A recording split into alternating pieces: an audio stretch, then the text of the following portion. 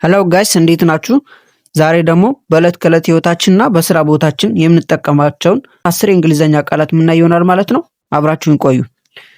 የመጀመሪያው የሚሆነው ወይም አንደኛ የሚሆነው ኮንሲስታንት የሚል ቃል ነው። ኮንሲስታንት ማለት ደግሞ ወጥ ወይም የማይቀየር ማለት ነው።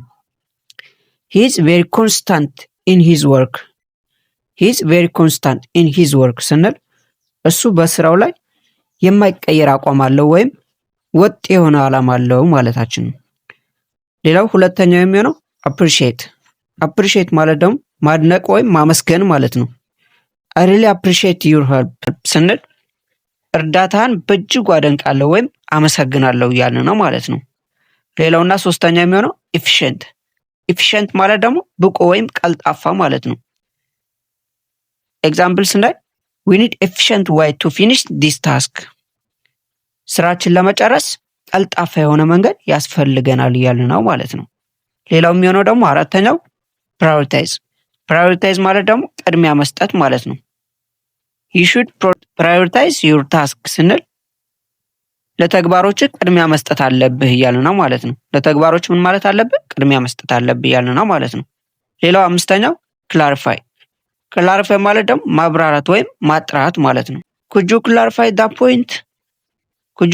that point ስንል ያንን ነጥብ ልታብራራው ትችላለህ ወይም ግልጽ ልታረግልኝ ትችላለህ እያልን ነው ማለት ነው። ሌላው ስድስተኛው reliable ማለት ደግሞ ታማኝ ወይም ሊታመንበት የሚችል ነገር ማለት ነው። he is very reliable person ስንል እሱ በጣም ታማኝ ሰው ነው ወይም ደግሞ በጣም እምነት ሊጣልበት የሚችል ሰው ነው እያልን ነው ማለት ነው። ሰባተኛው የሚሆነው ቻሌንጅ ስንል ደግሞ ፈተና ወይም ተግዳሮት ማለት ነው። learning English is a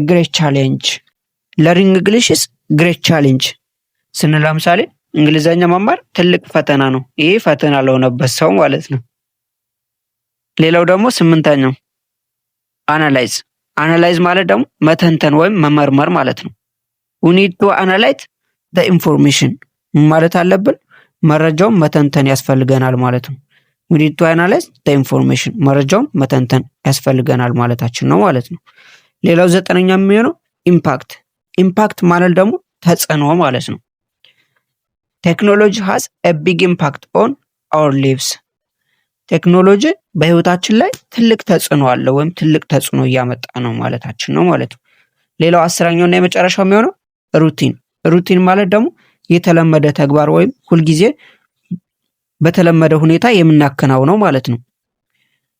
exercise is part of my daily routine ስል የአካል ብቃት እንቅስቃሴ የዕለት ተዕለት ተግባሬ አካል ነው እያልኩ ነው ማለት ነው። ስለዚህ እናንተ ደግሞ በኮሜንት ላይ እንደ ኤክሰርሳይዝ ዳይሊ ሩቲን የሆነባችሁን ነገር ኮሜንት አድርጉልኝ ማለት ነው።